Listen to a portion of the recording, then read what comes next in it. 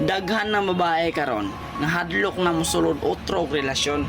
Kay kung mang-entertain sila, wa sila kabalo kung unsay intensyon anang tawhana. Dili na to sila mabasol kung anong ingon ana sila.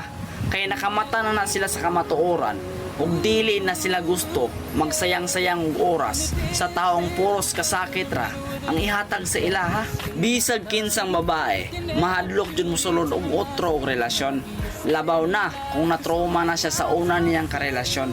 Dili na sila gusto maotro nga magpakaluoy pa sa usa ka tawo para magbago.